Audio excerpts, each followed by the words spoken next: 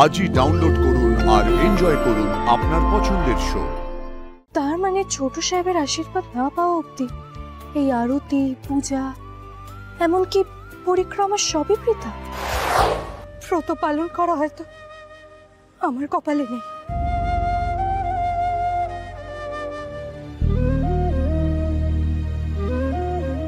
ঠাকুর, তুমি আমায় কিসের ইঙ্গিত দিচ্ছ? আজ দেবী মা এত বাধা বিপত্তি থাকার সত্ত্বেও বড় সাহেবের মঙ্গল কামনার জন্য এই ব্রত সম্পন্ন করেছে। এই রীতি তো ওনারে বানানো, যে এই বাড়ির বউকে নিষ্ঠা ভরে তার স্বামীর জন্য উপোস রেখে এই ব্রত পালন করতে হবে। ঠাকুর, সবার অজান্তেই আমি এই বাড়ির বড় বউ হয়ে গেছি, আর এই বাড়ির বউ হিসেবে আমারও তো এই পুজো করা উচিত। যতদিন না ছোট সাহেবের যোগ্য কেউ এই বাড়িতে আসছে, ততদিন আমি এই ব্রত পালন করব গাঙ্গুলি পরিবারের মঙ্গল কামনার জন্য।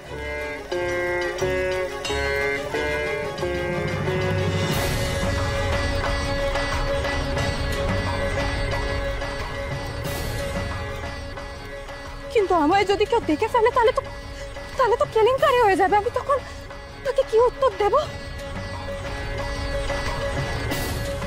কিন্তু এই পুজো না করলে যদি ছোট সাহেবের কোনো ক্ষতি হয়, তাহলে যে আমি কোনোদিনও নিজেকে ক্ষমা করতে পারবো না। না না না, আমাকে দেবীমার বানানো এই রীতি পালন করতেই হবে। এই পুজো আমাকে করতেই হবে।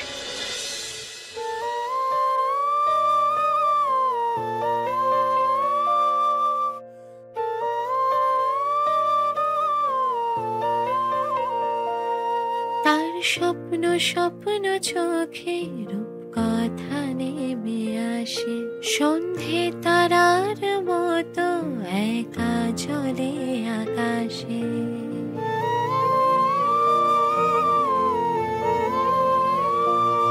তার গান শুনে ছোটাকি গুনগুন করে পাতা।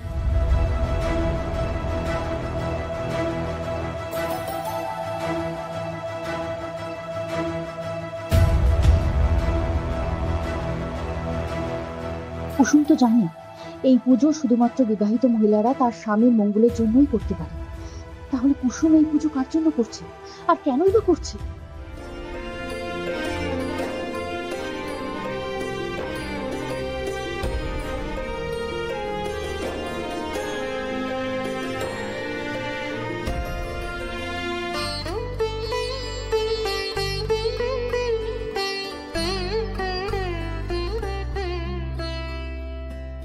শিখে নাও এগুলো।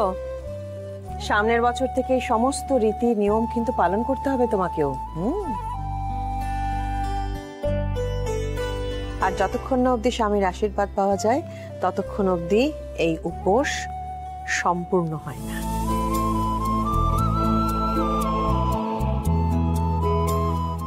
হ্যাঁ আন্টি,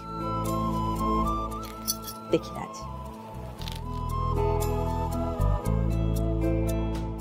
তার মানে ছোট সাহেবের আশীর্বাদ না পাওয়া অব্দি এই আরতি, পূজা, এমনকি পরিক্রমা সবই বৃথা।